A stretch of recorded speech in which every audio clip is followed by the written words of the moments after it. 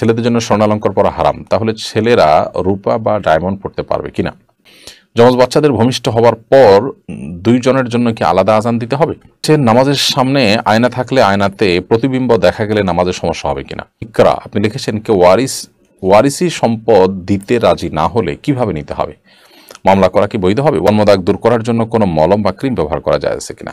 শরীরে কোনো দাগ জন্মগতভাবে থাকলে সেটি দূর করার জন্য কোনো ট্রিটমেন্ট করা, কোনো ক্রিম ইত্যাদি ব্যবহার করা, এটা মৌলিকভাবে শরীরের দৃষ্টিকোণ থেকে না জায়েজ কোনো কিছু নয়। তবে দেখতে হবে যে সেটা দূর করতে এমন কোনো প্রক্রিয়া বা এমন কোনো পন্থা অবলম্বন করা হচ্ছে না যেটি অবলম্বন করতে গেলে কোনো প্রকার অসুবিধা তৈরি হতে পারে, তার বড় কোনো সাইড এফেক্ট থাকতে পারে, আপনার ত্বকে কোনো সমস্যা হতে পারে, এরকম যদি না হয়। কারণ আজকাল আমি জানি যে এই ধরনের অনেক কিছু মুখরোচক সোশ্যাল মিডিয়াতে বা অনলাইনে আপনার সেল হয়ে থাকে যেগুলো মানুষের জন্য ক্ষতিকর। যদি সেরকম কোনো সাইড এফেক্ট না থাকে কোনো অসুবিধা নেই, জন্মের দাগ দূর করার জন্য মলম ইত্যাদি ব্যবহার করা যেতে পারে। তাজুল ইসলাম আপনি লিখেছেন ছেলেদের জন্য স্বর্ণালঙ্কার পরা হারাম, তাহলে ছেলেরা রূপা বা ডায়মন্ড পড়তে পারবে কিনা? ছেলেদের জন্য স্বর্ণালঙ্কার পরার পরে হাদিস নিষেধাজ্ঞা আছে, রূপা পড়তে পারবে। বিশেষ করে নবী করিম সাল্লাল্লাহু আলাইহি সাল্লাম তার যে আংটি ছিল, যে আংটি দিয়ে তিনি সিলমোহর মারতেন, এই আংটি আপনার রূপার, তারপর আপনার আরও প্রয়োজনীয় কোনো জিনিস দাঁত রূপার সাহাবীরা কেউ ব্যবহার করেছেন। অতএব আপনার ছেলেরা রূপা ব্যবহার করতে পারে এভাবে, আর স্বর্ণ এটা অলঙ্কার হিসেবে ছেলেরা ব্যবহার করতে পারবে না। ডায়মন্ড ব্যবহারের কোনো নিষেধাজ্ঞা নেই, অতএব ডায়মন্ড ব্যবহার করতে পারবে। শামীম আহমেদ ইকরা আপনি লিখেছেন কে ওয়ারিসি সম্পদ দিতে রাজি না হলে কিভাবে নিতে হবে?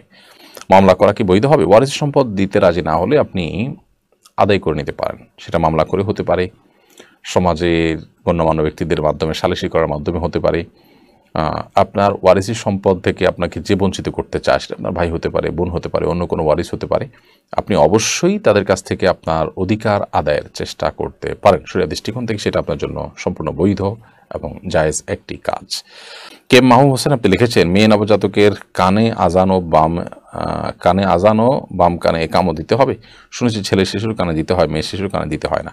না, ছেলে এবং মেয়ের মধ্যে পার্থক্য করার কথা কোনো হাদিস দ্বারা বর্ণিত হয়নি। হাদিসে সাধারণভাবে বলা হয়েছে, বিধায় সেটা ছেলে মেয়ে উভয়কেই সাধারণভাবে শামিল করে জন্মের পর কানে আজান দেওয়ার বিষয়টি। এমনি তৌফিক আপনি লিখেছেন নামাজের সামনে আয়না থাকলে আয়নাতে প্রতিবিম্ব দেখা গেলে নামাজের সমস্যা হবে কিনা?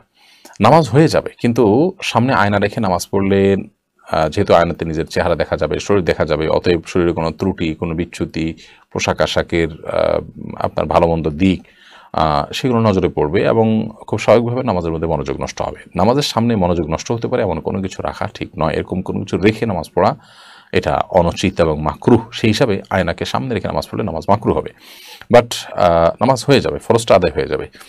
যদি আয়না থাকেও তাহলে যথাসম্ভব নজরকে হেফাজত করে সেজদার এরিয়া এবং গোলরির মধ্যে নজর রেখে সালাত আদায় করতে হবে এবং ইচ্ছাকৃতভাবে আয়নার সামনে রেখে সালাত আদায় করবে না। প্রয়োজনে অন্য কোথাও দাঁড়াবে যাতে করে চোখের সামনে আয়না বা আয়না নিজের প্রতিবিম্ব ছায়া দেখা না যায়।